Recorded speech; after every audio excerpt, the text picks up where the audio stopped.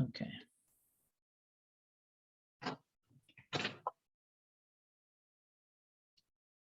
Okay, Varapan, would you like to start? Okay. Good morning, everyone. So welcome again to online meditation in November.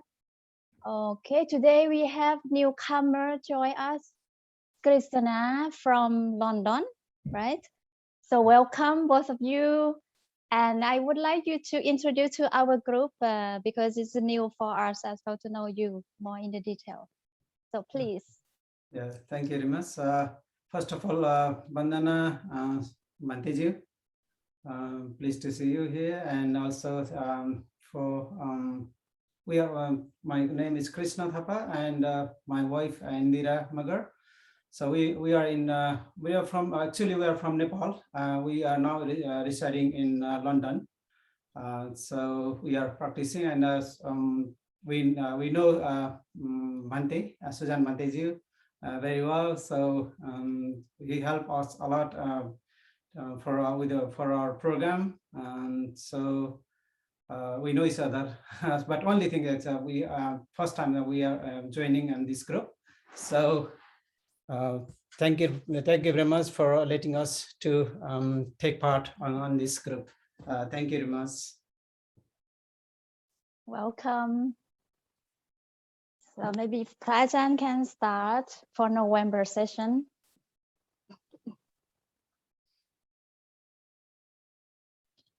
Okay, so good morning, everyone.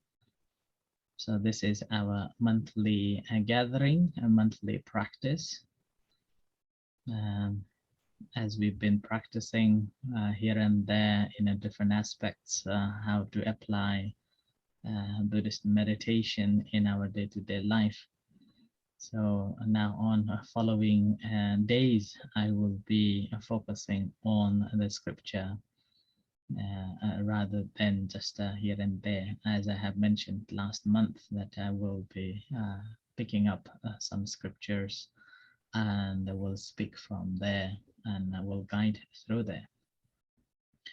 So before that, let's calm ourselves down first. So sitting in a comfortable position, bring your mind and heart to the moment here and now. Leaving all your responsibilities. So spend some times on your breath, breathing in and breathing out.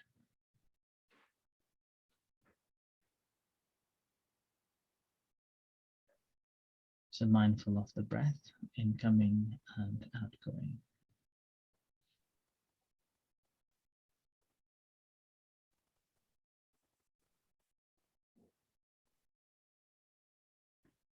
And do not force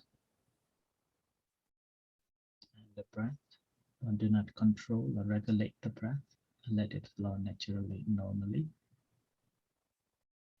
and relax.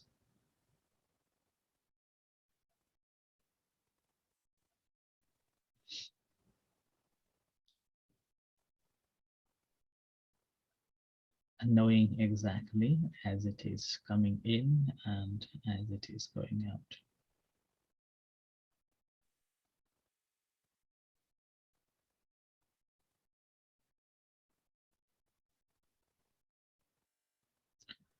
Each breath that we know help us to connect within ourselves, help us to be grounded in the moment here and now.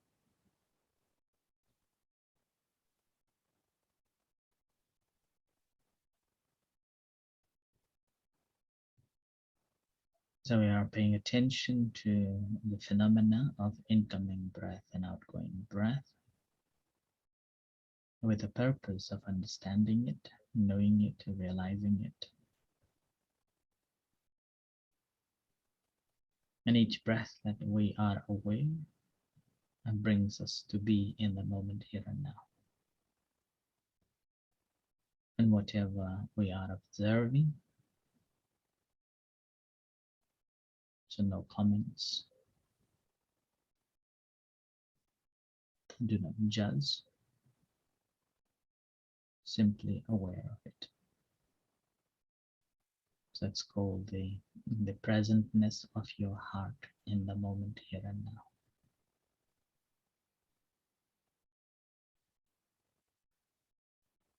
Connecting with your body. So bringing this scattered mind to this body with the help of the breath.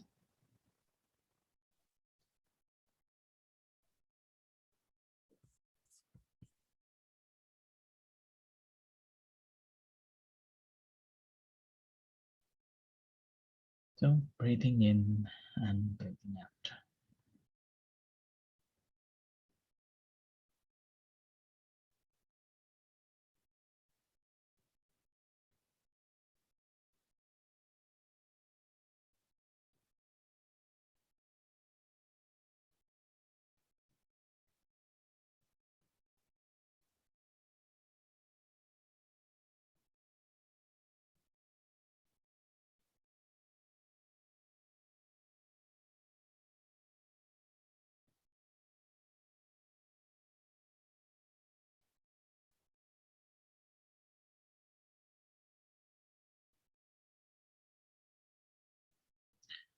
As you breathe in and breathe out,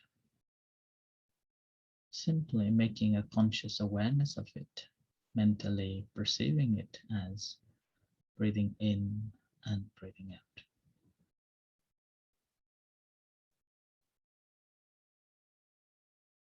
And this perceiving should be in line with the actual activity taking place.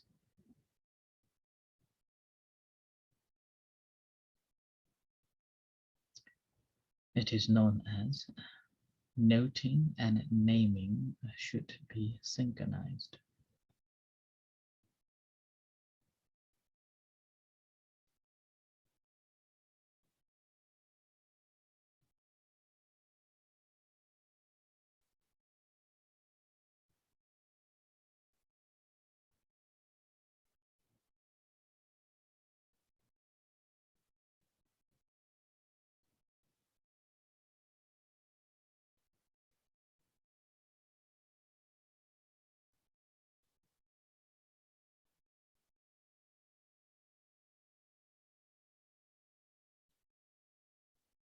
However, we choose to pay attention to the breath, but the mind will take us away into the conditions of other thoughts, other perceptions, other feelings.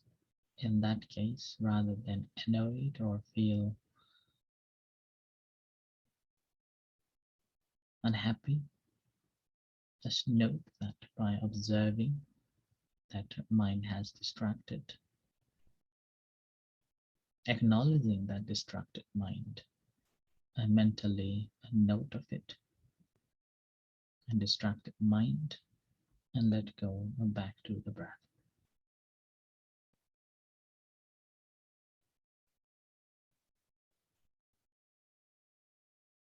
So whatever stimulates beginnings or arises in that moment, cognizing it,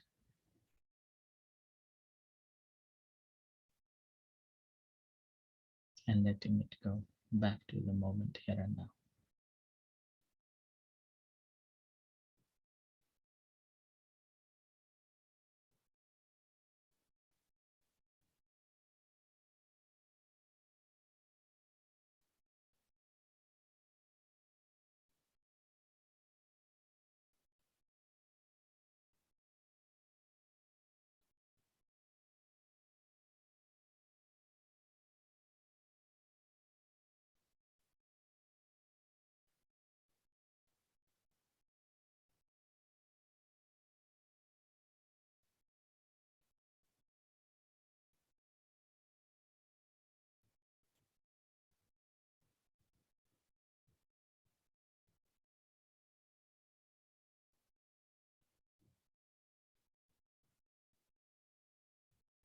So breathing in and breathing out, aware of your body presence here. Connect your mind with the body and learn to notice how our mind reacts to this moment. Each moment's again always changing.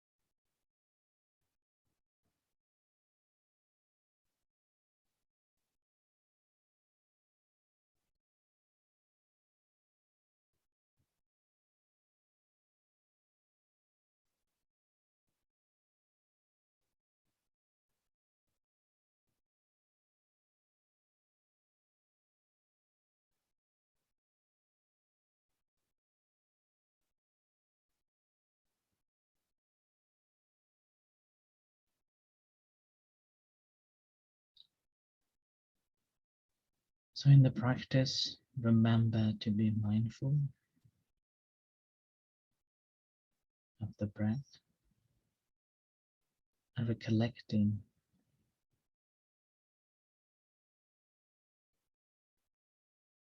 how it comes and how it goes.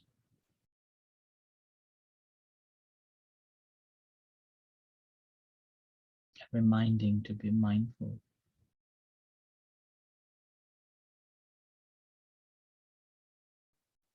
and how your mind is relating to these experiences or retrospect, looking back to the reality of your own mind.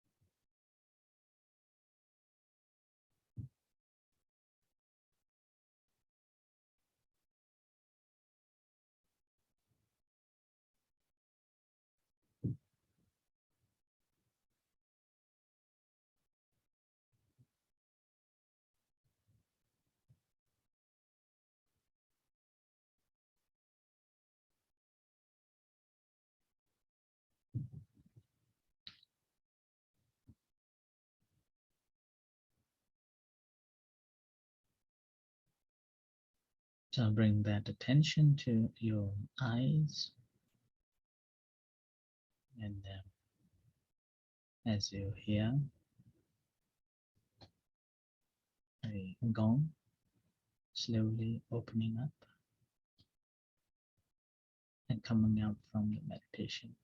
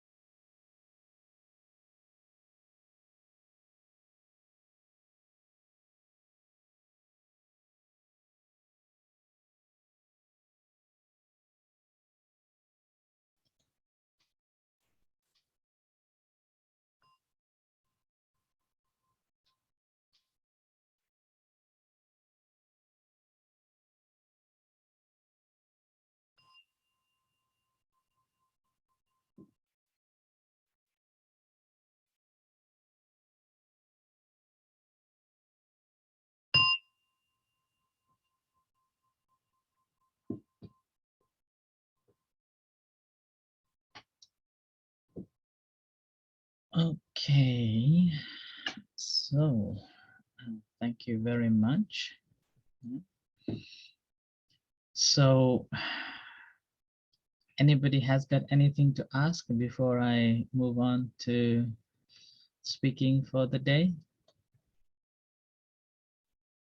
Anyone? Okay. All right. So in Buddhism, we have a very famous discourse called the Satipatthana, or the four foundations of mindfulness. It is also known as the establishment of mindfulness, for establishment of mindfulness. It is also sometimes translates as the four arousing of mindfulness, a four principle that arouses mindfulness. Okay? So Satipatthana is a quite interesting word that the scholars are still trying to find the exact meaning of it at the moment. Okay? Now the Satipatthana is a technique, or one of the important factors in the ways that the Buddha introduced to overcome from suffering. And that the 8 types, called the Eightfold Noble Path, that starts from right understanding, right thought, right speech, right action, right livelihood, a right effort, a right mindfulness, and a right concentration. So right mindfulness is the 7th factor of the Eightfold Noble Path. And this path is developed by the Buddha in order to overcome a suffering that a human are facing, so-called universal suffering. And before the Buddha, or even people who do not understand Buddhism or have never studied Buddhism, still following 2 paths to find the happiness or freedom from a suffering. And one is so-called indulgence in essential pleasure. And that sometimes become addiction. Addicted to a chocolate, addicted to a food whenever a problem comes, or addicted to go to cinemas. So anything that pleases the 5 senses, people tend to go whenever they have problems. Like when you are stressed, what do you normally do? Maybe you want to sleep all day long, or you maybe want to go and get a chocolate and eat and eat and eat. And by the time when you realize you're already put so much calories and fat in your body, and you become restless like that. So this is the first ways that was practiced, and even now still practicing, and there are plenty of people practicing it too. And secondly, people practice called self-mortification or self-denial, not wanting to accept, and committing in a very strongly in a different forms and different ways. And this is called the second way, feeling And even like people cut their own hands to overcome their pains and sufferings. Now, this particularly the young people, when they are facing like a family problems and not able to express in that moment, they will be cutting their own flesh to overcome the other sufferings. So it's like a self-denial, and that also sometimes take to even to the suicidal too. When we look at it in a broad sense, we and as a human beings, one way we are looking for the eternalism, so like a living forever. And that's how the concept of being in the heavens or being with the gods or Atmans developed. That after you have done good things and you will be reborn or being with or union with the God. So eternalism. And the second is like a nihilistic view. That nihilism, that means after death there is nothing. So pursue happiness for yourself in this life. Okay? Now these are two ways that been very famous, and according to the Buddha, saying that these two ways are not the proper way to get the solution so that we will be happy, or we will be free from suffering. So the first advice Buddha gave was to overcome or avoid these two ways by following the right path. Because when we are committing these two ways simply because not knowing the reality or understanding the reality of the nature of a suffering itself. But the moment when we understand the suffering or problems or issues in its true nature, we would not be committing in those ways.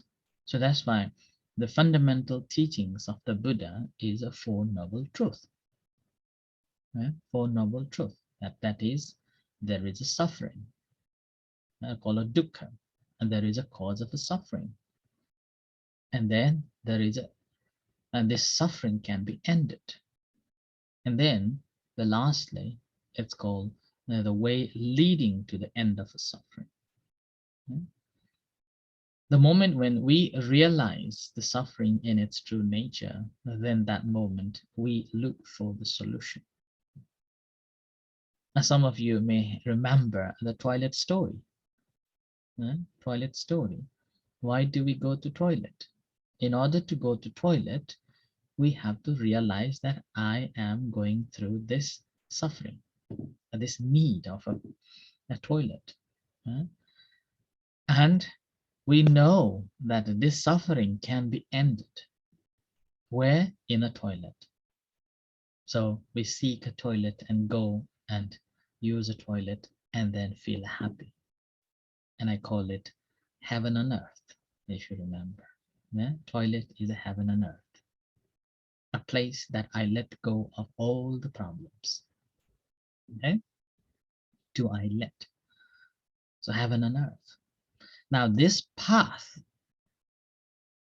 so the suffering is there, the end of the suffering is there, but the Buddha offered only this path, the Eightfold Noble Path. So it starts from having a right understanding of a suffering. And this suffering again caused because of our desire, things that arises, that when our senses come into contact with the object, that moment that stimulates, and then that stimules, not knowing that stimulation as a temporarily or subject to change, we put our emotion on it. So we become emotional and we act emotionally. But whereas a trained person yeah, or a person who is been practicing meditation or mindfulness will able to recognize that this stimulation is born out of the two conditions. Yeah, out of two conditions, born out of two conditions. And this stimulation, if we know truly as it in its true nature, rather than generating emotions or extra feelings on it, we simply cognize it. We know it as they truly are. And with that knowing, we will be able to investigate it in a so-called analytical understanding in line with the Dhamma, called a Dhamma Vichaya. Yeah? Analytically understanding in line with the Dhamma. And that leads us to have a right understanding of things that coming into existence with us. And when we have a right understanding, then the way we think will be right too, in line with the Dhamma. Our intention to speak, intention to physically do something, or even our livelihood, a living standard also becomes in a very skillful way that is wholesome for ourselves and then wholesome to the rest of the members that we are living in together. And that once we have seen the benefit of it, having the wholesome state of the mind, basically what we will be doing is adding more effort to reduce anything unwholesome or removing any unwholesome behaviors or unwholesome mental state that we have, but replacing with wholesome and skillful behaviors or good behaviors, or maybe choosing a good friends, or living in a good place where there are less stimuli that brings the negativities.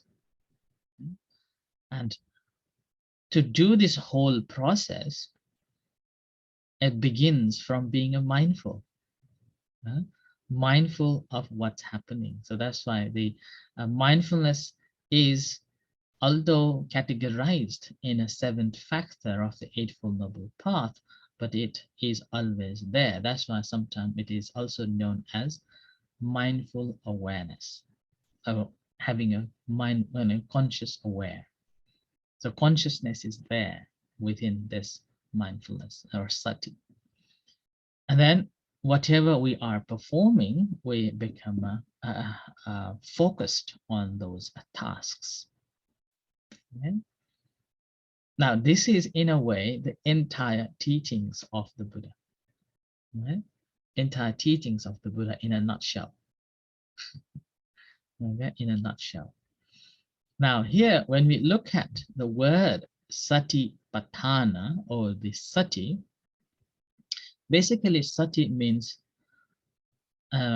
observing power. Right? We are simply become observer and observing things or phenomena that arises at front of us. So being able to be a good observer is basically a good meditator. At the moment when we are observing with our perceptions, with our history, our perception is diluted, because we will be perceiving things on the basis of what I know, what I have been through, and what I have understood. So rather than seeing things as they truly are, we are seeing through our memories, our experiences, our understanding.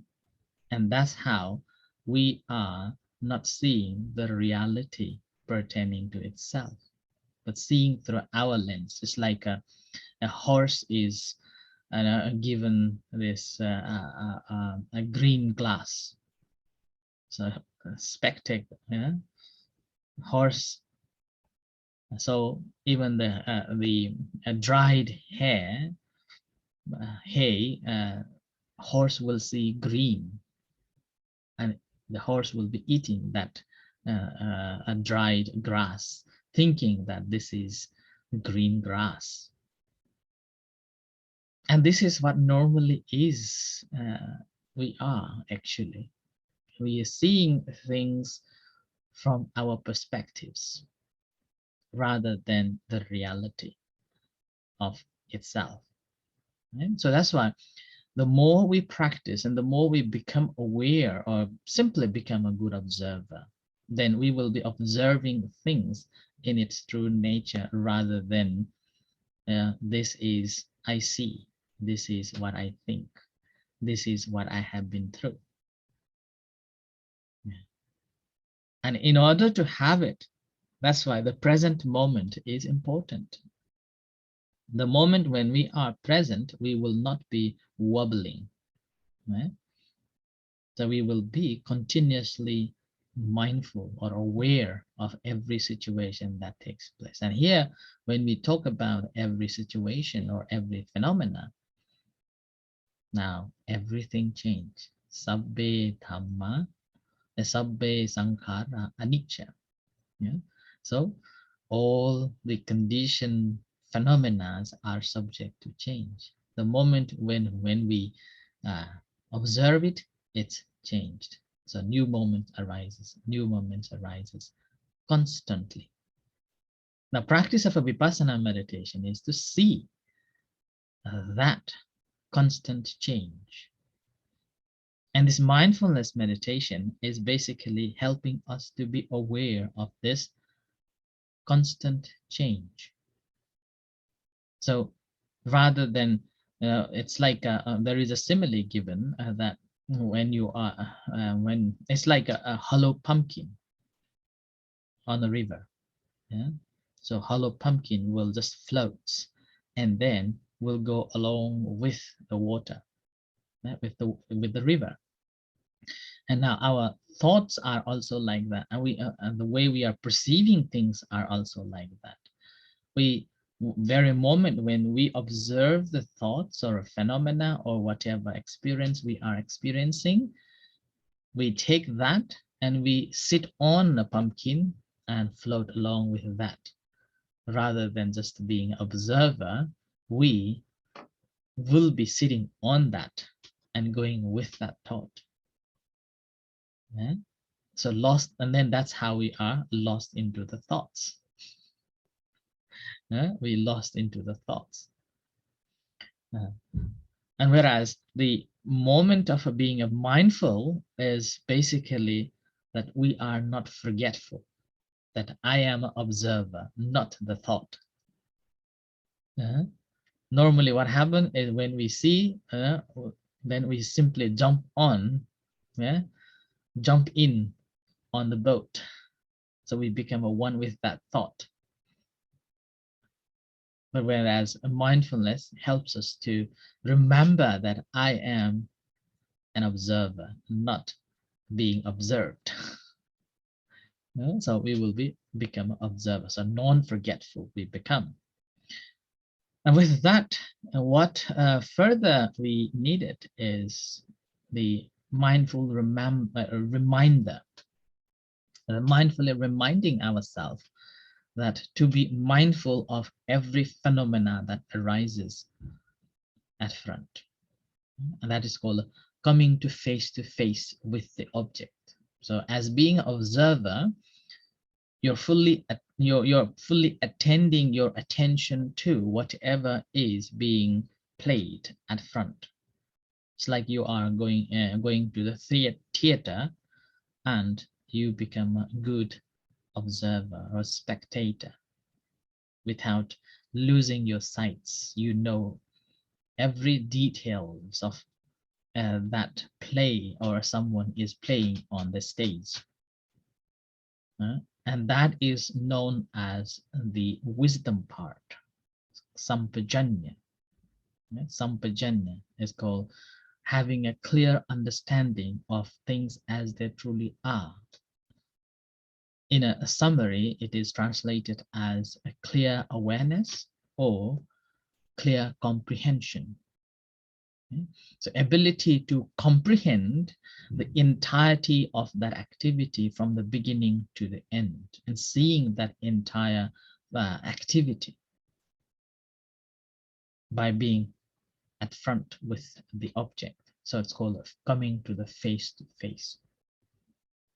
And by having these things comes together, at that moment, our mind is fully functioning in the present moment without having any forgetfulness or any confusion of the object. So we know the object fully. Let's say the breath coming in and going out. Our mind is with the breath. We know that. And without confusion whether it is coming in or going out. We know exactly when it is coming in, exactly when it is going out, without confusion. And that's why it's called coming to the face to face. And this moment, as I have mentioned, the noting and naming should be synchronized here, right? So when we are noting and naming, that we are consciously conscious of that object, that very moment. The phenomena that arises and mentally or consciously aware of that phenomena is matching each time when it takes place. And that's how we see this entire process of how this whole phenomena functions. And that is in a way called the Satipatthana. Now, and this is a process. Now, the problem comes that our mind always need an object to pay attention to. Without an object, there is no mind. Would you agree? Yeah? Without an object, there is no mind. So you have to have an object. And without that object, again, you can't have a mindfulness. Yeah? You can't have a focused mind. And now, in the practice of a Buddhist meditation, Buddha is giving us very close to ourselves rather than thinking of outside entities or objects. There are so-called samatha meditation where Buddha talks about varieties of objects that we can use to pay attention to, or as object that is given to mind to think about it or ponder on it. But that is not the way to overcome our suffering. Right? The suffering that we are dealing is like a psychosomatic or even a psych. It's like becoming a psychotherapy. And that basically means you are the attendant of your own soul. So psychotherapy means you are the attendant of your own soul. So you become mindful of the activities of your own soul. And here, your mind needs somewhere to be. Somewhere to be. And that's why Buddha used the 4 places to be. And that is, it starts from number 1, bodily contemplation. So contemplating in your body, or mindfulness of your body. And number 2 is a mindfulness of your feeling.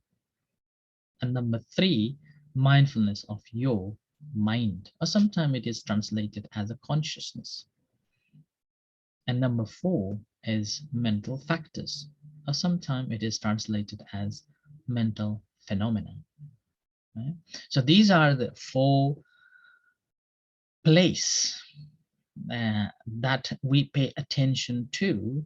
Now, it can be a foundation where we develop our mindfulness, or it can be a place that we can establish our mindfulness, or it can be a place to arouse the mindfulness. Okay? So patthana, thana means the place. Okay?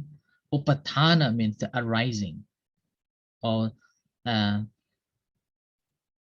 again, upatthana is arising and also establishing as well. So that's why these are the 4 places to begin our practice. In Thai, we call pak, pak เอาไว้ เอาสติปักเอาไว้ หรือเอาที่ให้สติเกิด so like that. So a place that we establish our mindfulness, or a place that is a foundation to grow or to arouse the mindfulness. It's called a Satipatthana. And so these are the 4 places, nowhere else. And Buddha further on saying that the moment when we understand these 4 foundations of a mindfulness properly, that leads to the vidya and vimutti. That means the knowledge or understanding the true reality of the entire world, and also that leads to the liberation. Now, when we look at the benefit of it, we are, as a human beings, we always check that how much I'm going to get after I give a service. After I work an hour, how much I will be paid. Or after I have eaten, whether will I be full. My stomach will it be full, like that. So we always want to have instant results. Actually, that is another form of a suffering. So similarly, in a Buddha, in this discourse, a Buddha was talking about the benefits that we will receive after practicing it. So the first one is called a Sattanang Visuddhiya, and that is the purification of beings. So we are purifying ourselves from inside and out. Inside and out. So for the purification of a being. And then overcoming a sorrow and lamentation. And also for the disappearance of pain and dejection. And finding the right way that leads us to the Nibbana. So these are the benefit that Buddha spoke. That when we are paying attention to these 4 foundations, or a Satipatthana, these are the basic benefits that we will receive. As we know, after meditation, immediately we feel so calm, so relaxed, physically and mentally. So this is like a temporary or momentary purification of ourselves. And then, meanwhile, when we feel sad or sorrow or lament, that moment again, when we recognize these sadness and sorrow and lamentations, that immediately decreases the intensity of it. And obviously, some pains or some diseases can be overcome too. Like when we have a pain, we become mindful of it and ability to overcome from that pain. And again, there are researchers or also people claiming that after practicing meditation, they even able to overcome cancers. But we have to define which cancer, and we have to define which level of that cancer. We cannot generalize that meditation is helping to overcome a cancer, or like that. Otherwise, all these pharmaceutical companies will come and demand for closing all the Buddhist temples.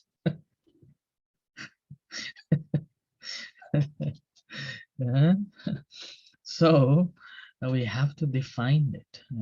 But there are some papers out there at the moment that practicing meditation help to develop the immunity. So dealing with this COVID also help too. But I strongly suggest do not rely on the meditation alone. Okay? Better take the vaccination. Otherwise, you cannot travel to Austria or Germany or which one? Brussels.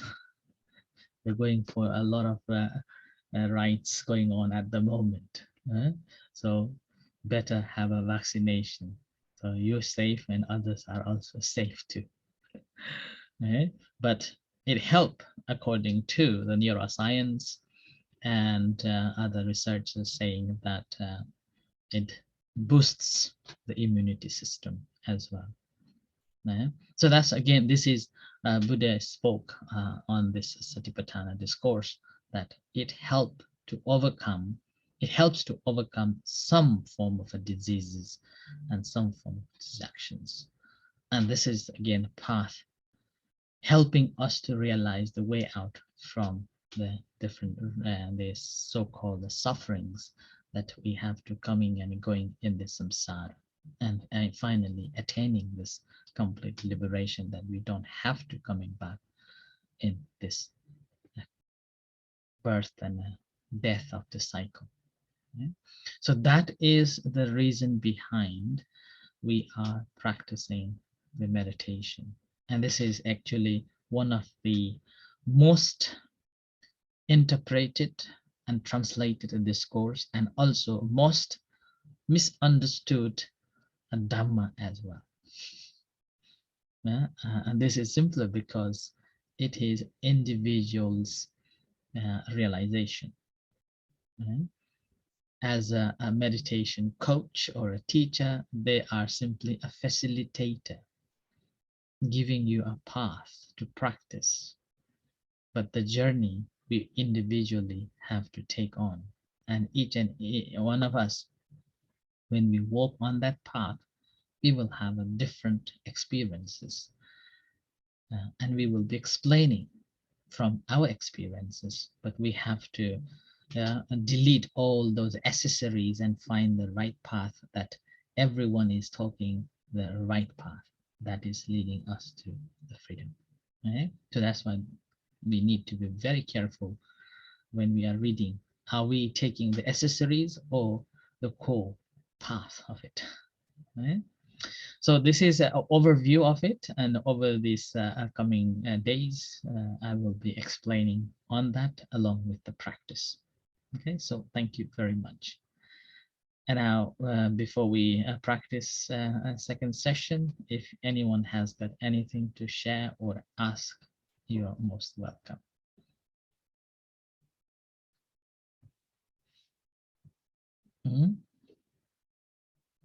Now, Krishna. Sorry, I was in my mute. One thing, sorry, there's a 4 benefit of Satipatthana. No, there's a 5. It's 2 in the middle. The one is a Satanified mind, and the last one is a way to the Nibbana. But 2 in the middle, I missed that one. Oh, there's 4 of them.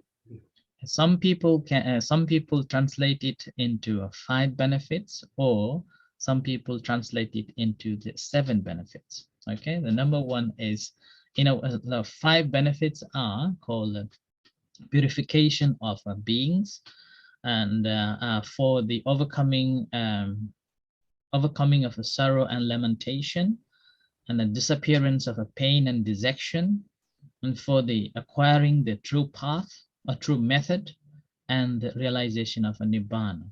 So this is the divided into 5 benefits. Whereas when people translate it into 7 benefits, they divide sorrow and lamentation as 2, and pain and dejection as 2. So it becomes the 7 benefits. Okay.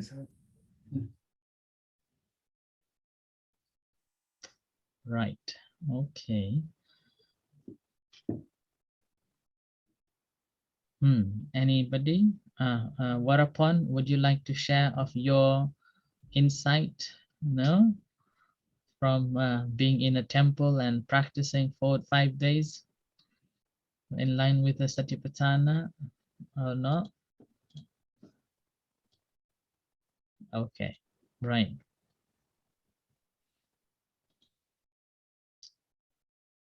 Yes, Janine? So I have spent the last couple of months doing a lot of meditation of Tonglen meditation and a lot of reading. And there's always this thing about the ego not existing really, and the truth of reality. And in principle, I understand that very well.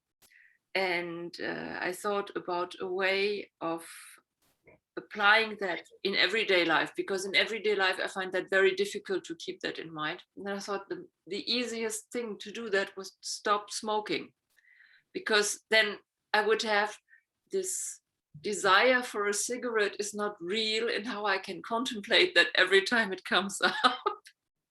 So sometimes it works. I mean, I haven't smoked since a month, so thank you to Buddhism. Sometimes it works, but there are a lot of moments when I just replace it by Netflix or Nutella. So I have to contemplate now my envy of Nutella. But I find that a very interesting way to work on it, and it's good for me, of course, anyway.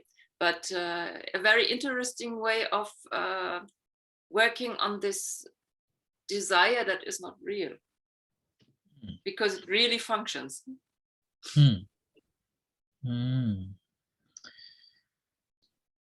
Okay, I am very happy to hear that you're working with that and understand, beginning to see how it works and what it needs to be developed.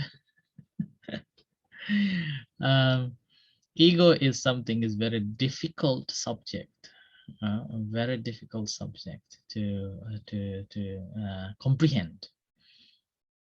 And that's simple because much of the time we are identifying or projecting ourselves through that ego. Like, my name is Sujan. I was born in Nepal. I am a Buddhist monk. I live in Scotland.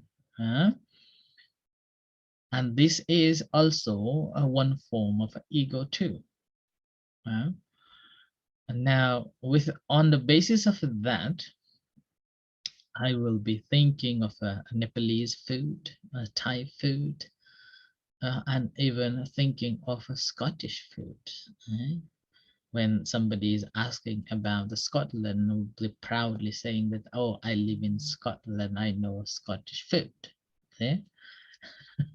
When I am with the Thai people, and we'll be saying, oh, I was in Thailand, I know Thai food. It's like there's a sense of a proud coming in to play in our daily routine of life. So in those cases, now we have to understand two forms. One is a conventional form, and the second is an ultimate form. And in a conventional form, these things are necessary. These things are necessary, but in a conventional level only, right? In order to identify, in order to live harmoniously in the society, so that we know one another, unless we are living like a grass and trees.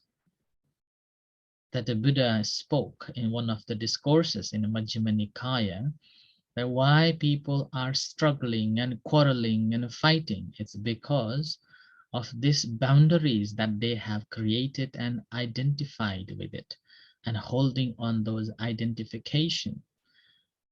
Why grasses and trees never fight to one another? Because They don't have those identification by themselves, holding that I am a grass, you are a tree. They will not fight like that. Huh? So this in a conventional level, that's fine. It is okay to have, but we always need to be mindful that am I holding that identity? So this is called identity conflict. Yeah? And in a Freudian theory as well, it comes. And Carl Jung also talks about it. This identification and holding on to it, that is the trouble, not the conventional identification. Okay? The moment when we are saying that I am a Nepalese, and then proudly discouraging any other things, and then if somebody is complaining or somebody is criticizing, then we have to check within ourselves, how am I projecting it, taking on? Like when the Buddha was traveling from one city to another, there are another believers were complaining. In that case, Buddha told the monks to reflect that, are those critics real, or are those critics are not real? If that's a real, change yourself. If that's not, just leave it. If possible, explain, and if not, just leave it. You don't need to bother at all. Yeah? And these bothering clicks in the moment when we put ourselves that I am not what you think. I am not what you think. Like this morning, we have today we have a visitor living in a temple, and then last night our visitor had a strange experience in a temple, saying that there was a uninvited boy visited the temple, and his mother told him to pay respect to the Buddha, and then his mother told, what you see, what you hear is not the real. It's not the real, like that. So in this way, the moment when we do not identify and hold on to it, then the self or the ego will dissolve, and then we become a part of eco rather than ego. So ECO rather than EGO. And the moment when we feel ECO, then the desire to possess or desire to accumulate dissolves. And we only simply see, try to fulfill what I need rather than what I want. And that's how we will be able to overcome from the suffering. Okay, very good, Janine.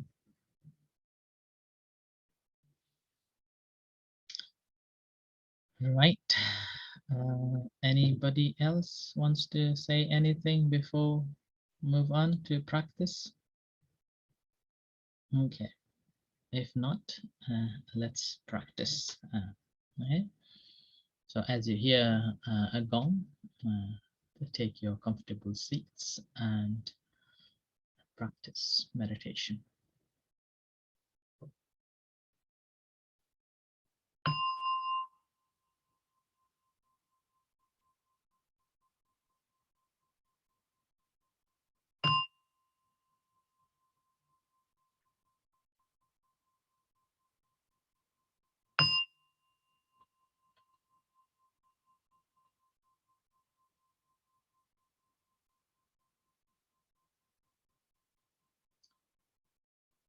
So bring your attention to the body.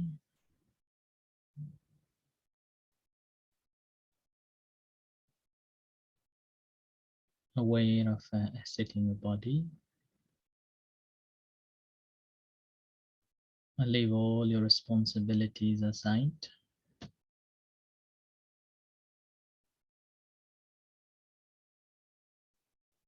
uniting your mind and body.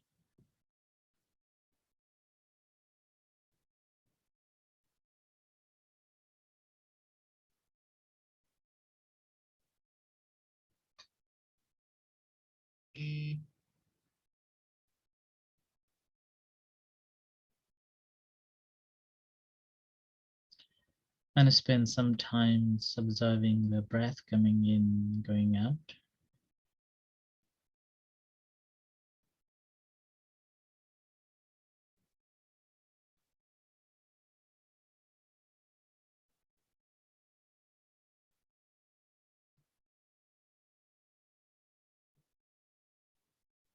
Knowing as it comes, knowing as it goes. And do not interfere with the breath.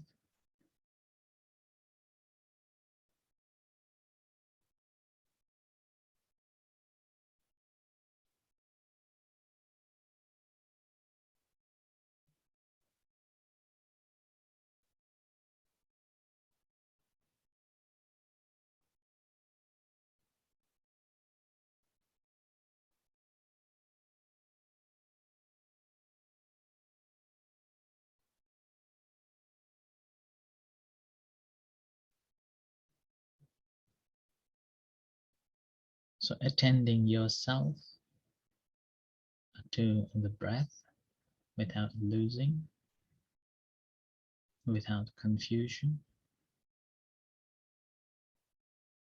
and being face to face with it as it comes and as it goes.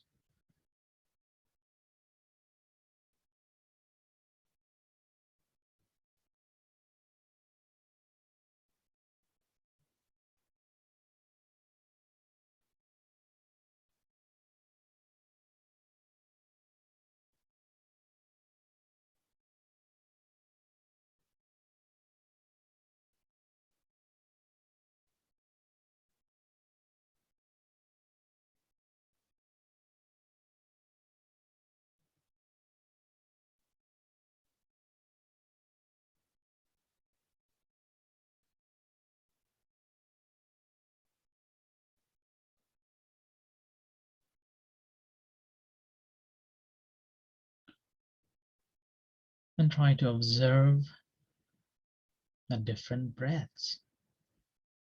Is the breath coming in and going out are the same or the difference?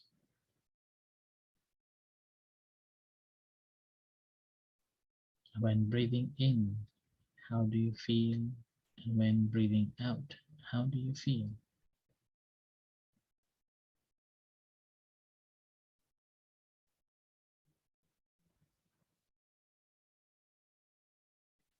Learn to notice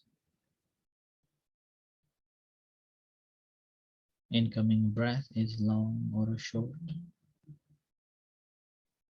Outgoing breath is long or short.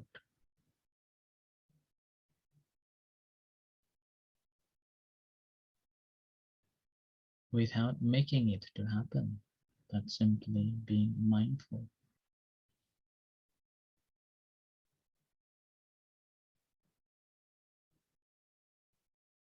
The more you are mindfully aware of it and focused, you'll be able to see these different breaths.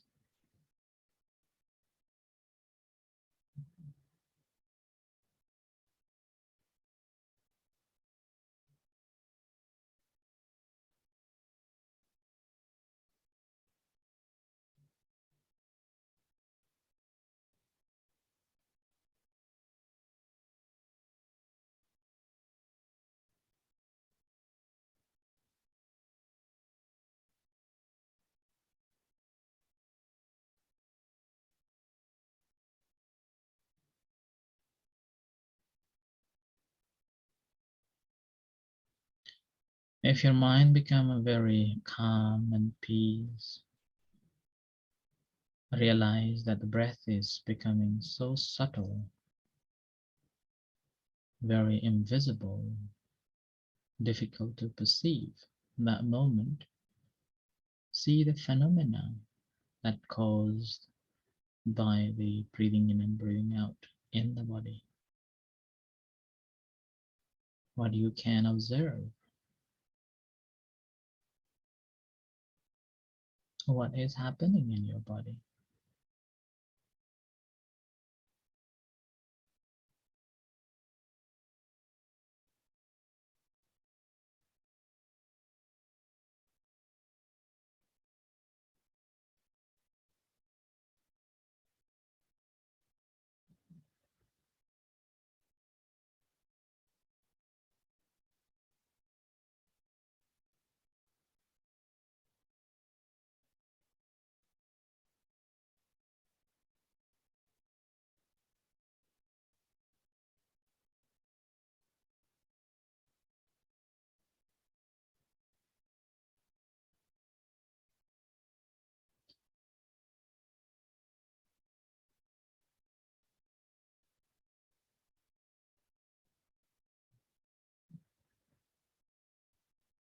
So being mindful of that phenomena,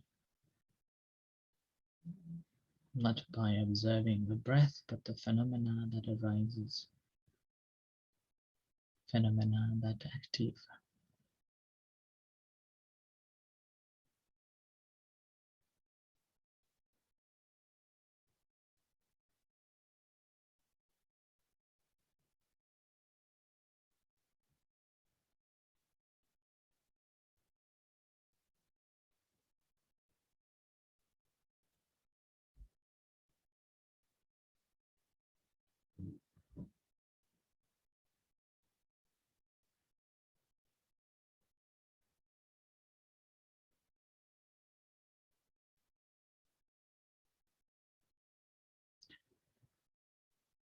I'm consciously aware of it.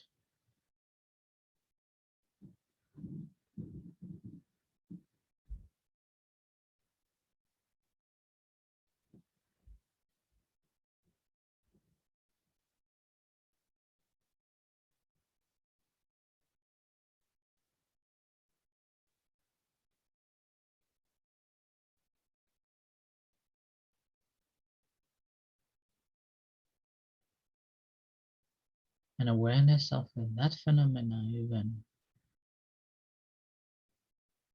could be very visible or could be very subtle.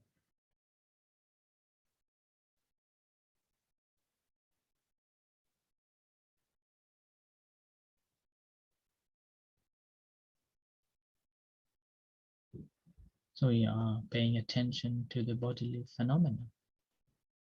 So mindfulness of the body, the breath, or any activities taking place in our body is mindfulness of the body, in the body.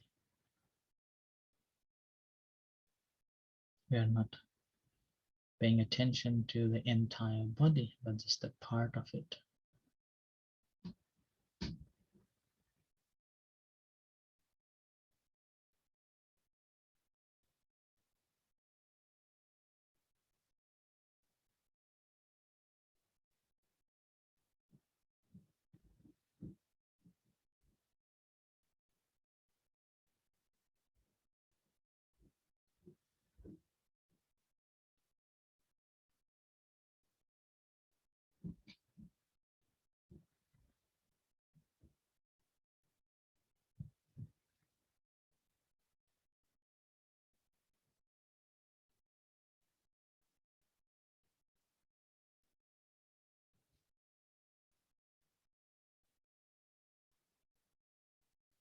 So body is functioning with expansion and contraction.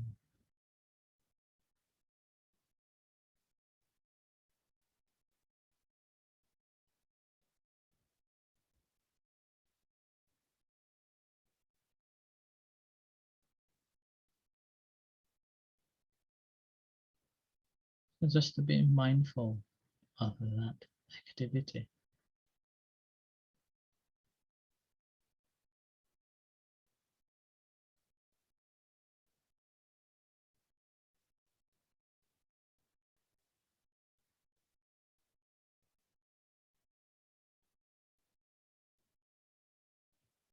And this observation of a bodily phenomenon, again, be able to do so because of the feeling.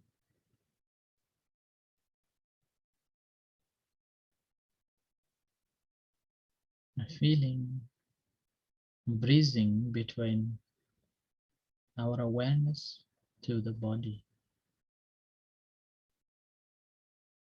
and ourselves.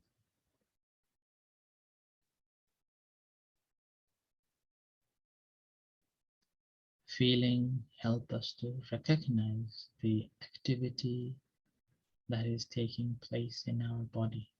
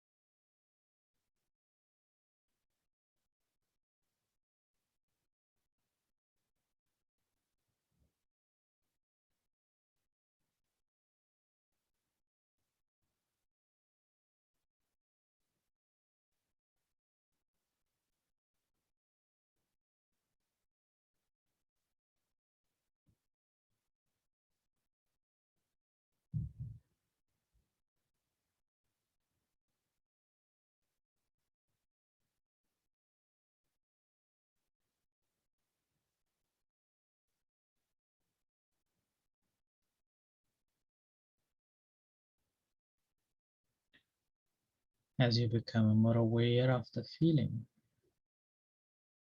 see that how your mind is connecting or observing. How are you relating to these phenomena, the feeling and the body? Is there a tendency that you're bringing your memories, your experiences to identify these current arising phenomena, and you are pushing it away or desire to hold on to it?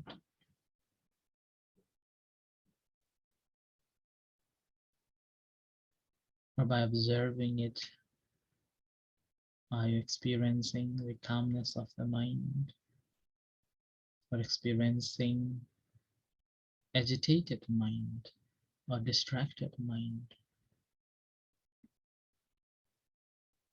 So feeling calm and peace.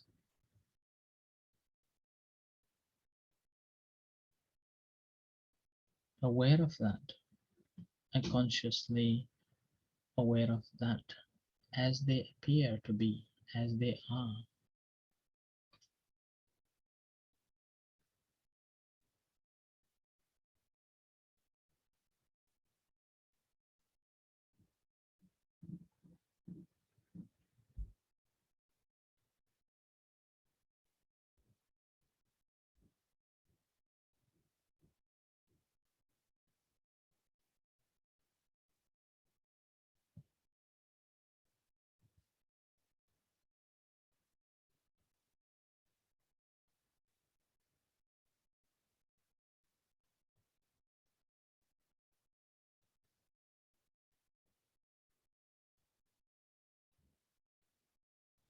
Whichever state of your mind is, just to be mindful of it.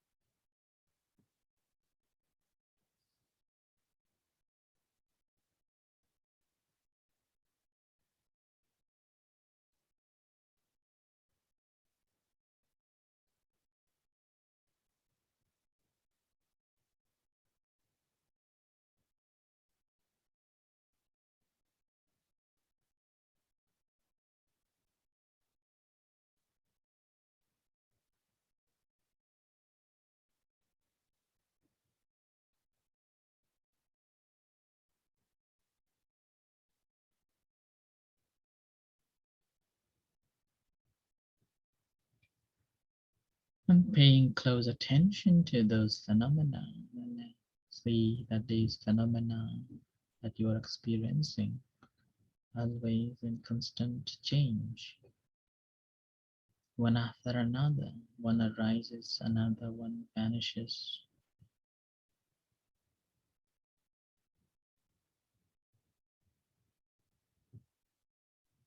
Or if not, one will be lost into the thoughts of essential pleasure, ill will, restlessness, or a doubt.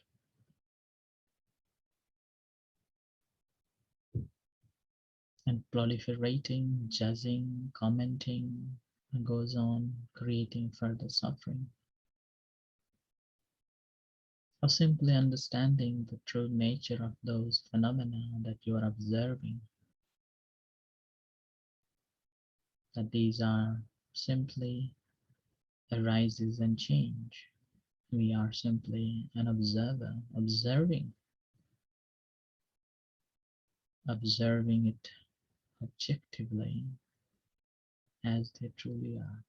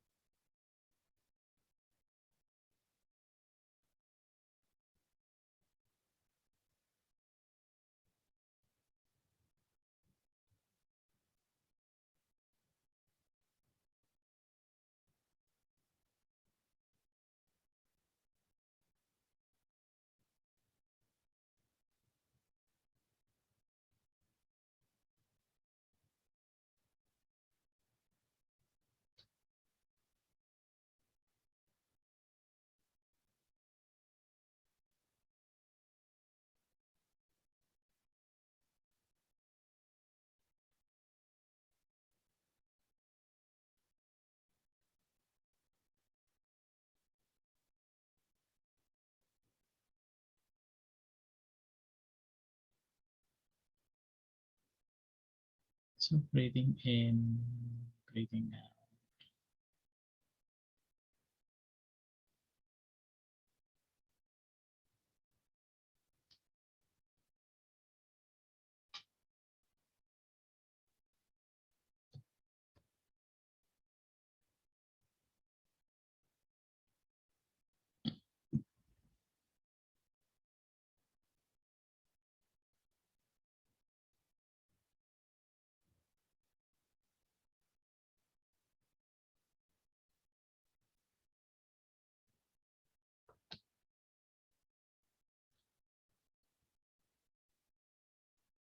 Bring your attention to your eyes, and as you hear a gong, at the third gong, slowly open your eyes and come out from meditation.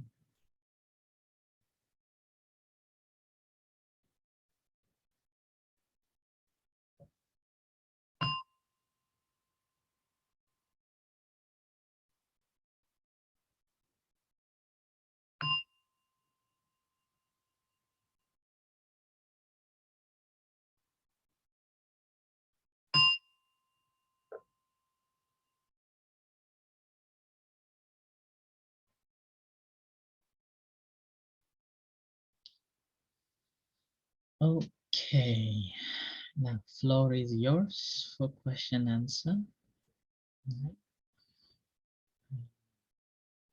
Lots been said, lots been practiced, lots to digest, and lots of food for the thoughts. Now, anybody? Yes, we. Yeah, these past few months, I think I'm just being stressed. It's self-inflicted stress because of expectation that the person that you want the answer from is not answering you when you want them to answer, and then you start speculating, why? Is there something to do? They want just to make me anxious or something, but maybe simply this is busy with their life and they don't have time.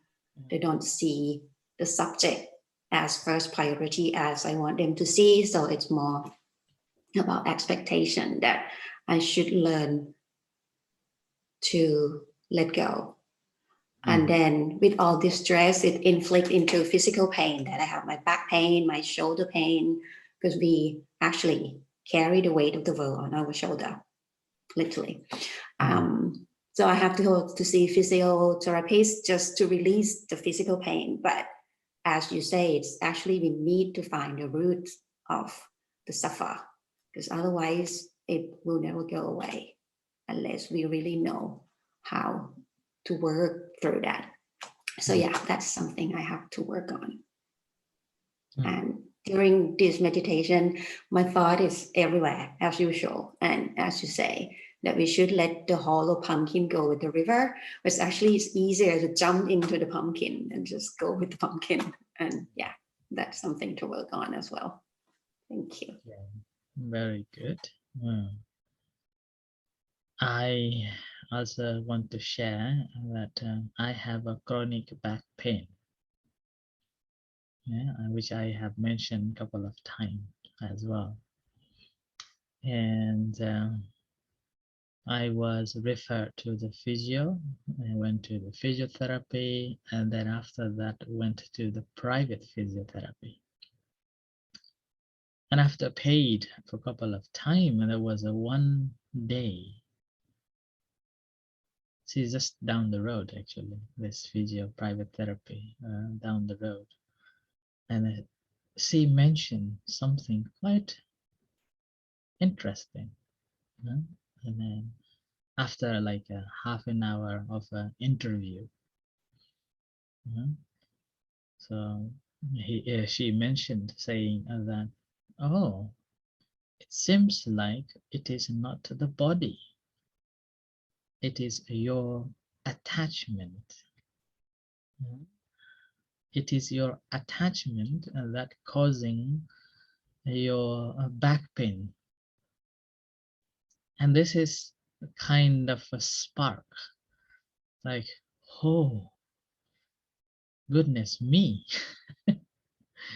I have been reading, and I have been teaching, and I have been explaining this attachment, so-called upadan, yeah? In Thai called upatan, your attachment to things.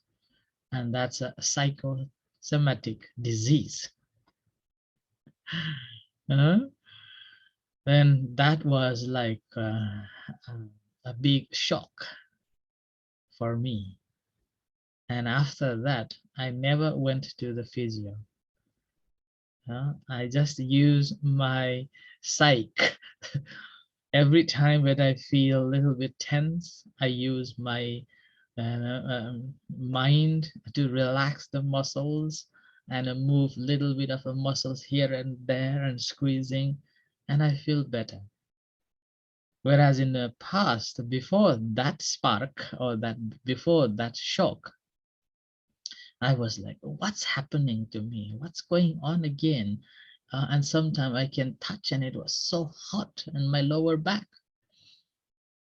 But after that moment, I never experienced such a bad back pain. And always I become conscious whether am I holding that muscles or am I tensing that muscles. Then very moment I just need to relax the entire muscles around the back, and sometimes even my legs. And recently I've been observing that the moment when I am tensing, with intensity of holding my lower back, it affects to my leg as well, my left leg. And all what I need to do is to relax my left leg. And then I feel it's like like a divine pill. Feel eased and free from it. So yes, it could be a upadana or attachment, or in Thai called upatan. But having said that, again, do not think that this is the only. Right? If you need a physio, go ahead. Right? Do not believe my words. Go physio and do some little bit of physical activities uh, uh, to to make yourself comfortable and possibly cure. Okay? But the relaxation does help, that I have found. Mhm.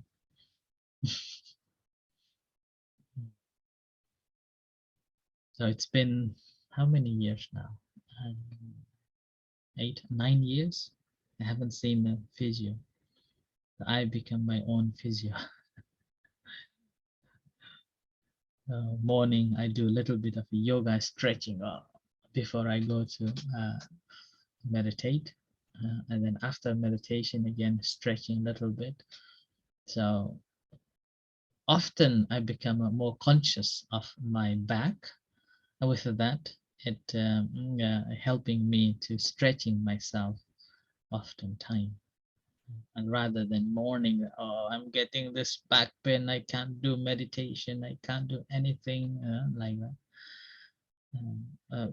Which interesting. And meanwhile, there was one case when I was teaching in a library. There was one man. He was suffering from this back pain for such a long time, and he couldn't sit for even 10 minutes.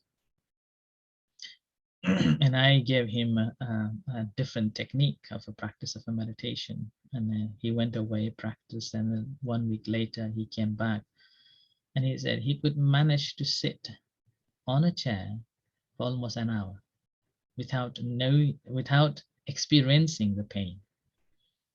And that simply my technique was, in a way, my intention was to divert that attention anyway. So by doing so, he was diverting the attention from that pain to that activity, and with that he was able to sit.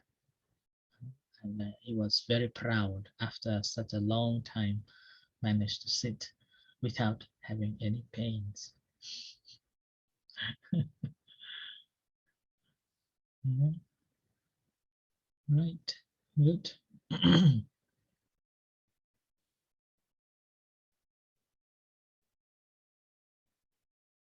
Okay, anyone?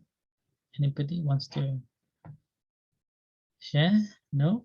Okay, so in that case, I will again a little bit extend the a little bit of like a explanation on the discourse that we have just discussed. So over the coming days, I will be talking from that as well. This discourse was given to a people, to people, those who are in the city called Kuru. Now, in the past, it was nearby Delhi now. Okay? Nowadays, New Delhi, nearby in New Delhi. And from the commentaries, what I found that although they, I mean, now we're talking about 2,600 years old history. Yeah, according to the commentaries, it suggests that villagers never saw Buddha yet at that time, and yet they have understood and heard about the practice of a mindfulness meditation, so that they were practicing mindfulness meditation. And when they are meeting one another in the markets, or even when they're going to collect the water, they will be asking that which factor of our four foundations of a mindfulness are you practicing? They are not talking that, oh, my next door is ill, or my next door is so horrible, then they were fighting, you know, or my next door, my friend is doing this and doing that. Rather than talking about something about the third person, yeah, they will be asking of what do you practice?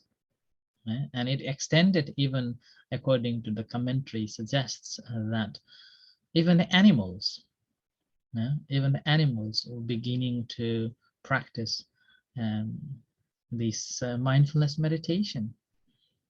So it is suggesting that entire village were so harmonious, and everybody had this sense of you know, sense of a belonging and sense of a mindfulness. So knowing oneself and then knowing others. So each one of them were like acting as very good spiritual friends to one another, encouraging one another to practice mindfulness. And that again encouraged them to practice the basic ethics called the 5 precepts. I think I have mentioned it a couple of months ago, and whereupon also circulated the 5 precepts. Yeah, and everyone was practicing 5 precepts, and with that, the society was so harmonious.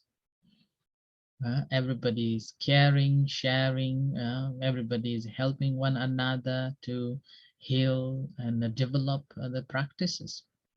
Wish we can have it now. Will be completely different world. Will be less corruptions and less conflicts. So it's like yeah, ideal what is called, I forgot the word in sociology comes, utopian, utopian land. Would be very difficult to achieve that. But however, according to the commentaries, it suggests that people and even animals were practicing Satipatthana, and as a result, every one of them were like a Kalyana Mitta, helping one another to practice properly and helping one another to clear their misunderstandings, misunderstandings on the practice. So with the marvelous invention of a technology, although we are living in so different places. Thailand, Switzerland, Janine probably still in France, and in London, and Emma, I'm not sure whether in Switzerland or in Scotland. So in the, so Yes, many Switzerland various. today. Where are you? Switzerland today. Switzerland. Okay, so in Yeah. various places, we are coming together to practice, and we are asking ourselves, where is my practice? Yeah, and am I developing, or am I practicing properly? So we are here kind of building that utopian concept of mindful society that used to be in those days, so-called Kuru. And I hope this is our Kuru country on Zoom, creating that space and learning, and also liberating ourselves. Yeah. So with this input, if anyone has got anything to share or ask, you're most welcome. Otherwise, we'll do the loving kindness meditation to finish off. Okay. Yeah, just a quick one, Bhante. When you say like you are telling 2,600 years ago story about the beliefs. Yeah, yeah, I found also the similar way. Like me and my wife, when we used to cook, like a couple of years ago, in the kitchen, we used to play songs, sing the song, the one folklore song. You might hear like a Nepalese song, and sometimes when I'm alone, I used to play English song. But when I'm with her, we used to play Nepalese song. But nowadays, what we play is a Dhamma talk. So yeah, so we like the way we work and like the things are changed. So as you say, like the one animal is practicing the metta or some other like some sort of Dhamma. So similar way, like nowadays we play Dhamma talk instead of listening to music. So that's why I just want to share those sort of things. So it's like gradually our habit is taking to Dhamma and those sort of things. So thank you for Bhante for today's and letting us to get in this group. So Yeah. thank you. Thank you. Thank you for joining with us. And must thank you for Vodafone for hard work, reconnecting everyone and reminding everyone. And despite of that we still lose so many members. And this is how it works. Yeah. Anyway, thank you. So let's practice loving kindness meditation to finish off today's practice. Before that, I just would like to inform that next month I will be in Nepal. So I will be teaching from Nepal. And that's again based on availability of internet. Okay, so I will inform you whereupon will inform you all that whether we will have it or not. Okay? And following similarly in January, on the third week, I won't be able to teach, so we have to move to a last week of the month. Right? The third week, I will be in Ireland teaching there for a weekend retreat. So this is just the two changes. Right. Okay. Let's practice loving kindness meditation to finish off today's practice.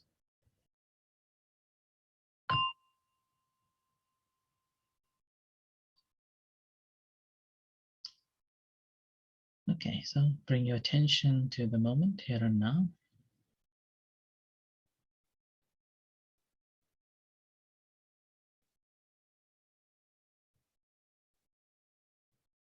Reflect on a few moments on our today's practice and the subject.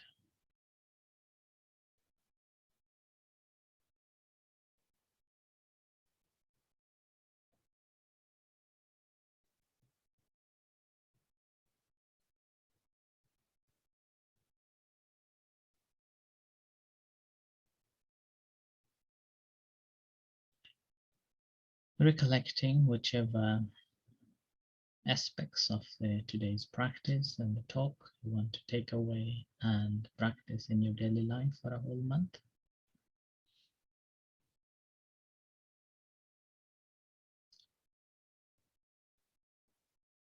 And I would encourage you to be mindful of going to toilet and having a shower, going on the steps, the stairs, and while you're eating. So 3 different activities. I want you to be more conscious of it as you are going to the toilet and having a shower, going up and down on the stairs, and while you are eating. Try to be conscious of your eating. Try to feel the smell of it, texture of it, and the swallowing and the tastes of it.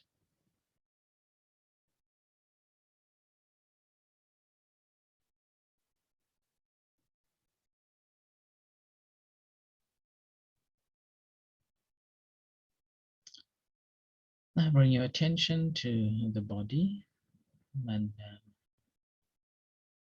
try to notice the sensations in the body.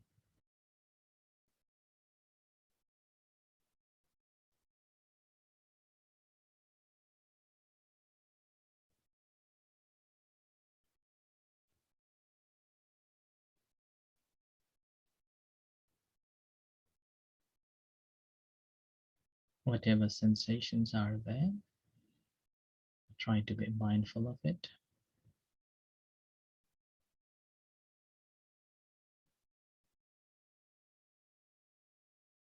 Observing as they truly are.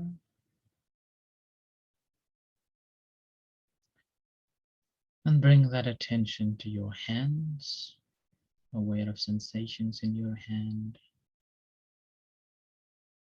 without moving all the fingers. Just experience the sensation. Bring that attention to your heart. Feel the beating heart.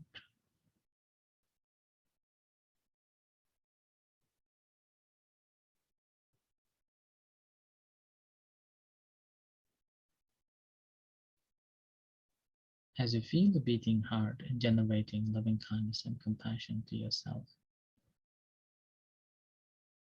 mentally saying to yourself, I am well, I am happy, I am at peace.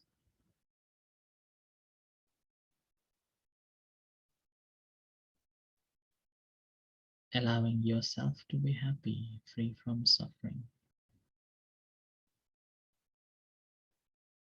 May I be free from suffering. May I be free from hatred. May I be free from ill will, animosity, hurtfulness, calamities. May I be able to liberate. May I be liberated, liberated.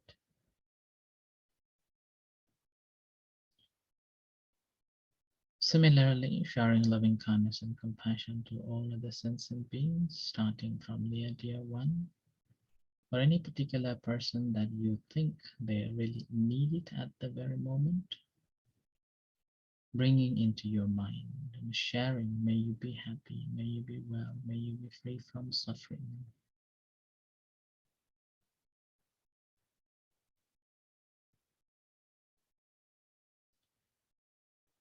And bring your attention to the entire beings in the universe, visible and invisible beings, people around you, in the room, in the house, in the community, and beings visible and invisible in the room, in the city, in the community, whatever beings there are. the entire universe, wherever they are. May they be well. May they be happy. May they be at peace. May they be free from suffering. May they be free from hurtfulness, hatred. May they be liberated. May they be able to maintain their happiness.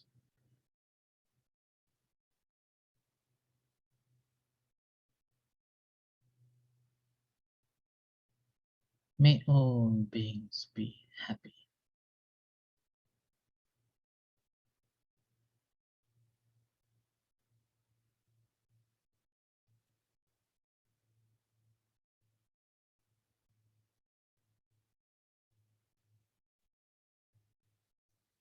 Now bring your attention to your hands again, observing sensations in your hand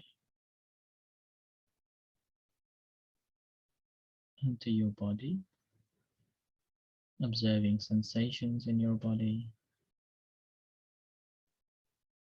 and to your eyes.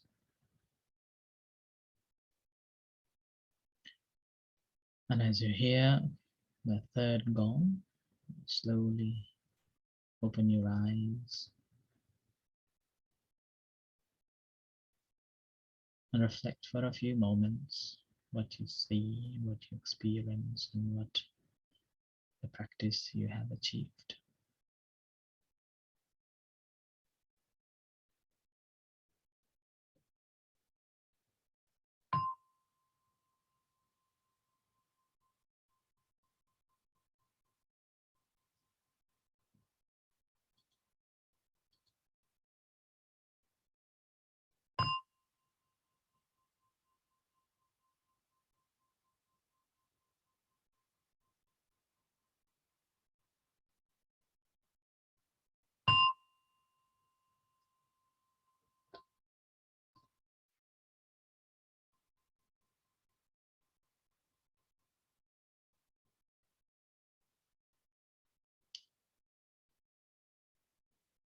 Okay, so thank you everyone, and I wish you all have a wonderful weekend, and I see you next month, hopefully. Thank you very much, Ajahn. Thank you for the Satipatthana. It's very, very useful for us. Thank you. Thank you everyone too.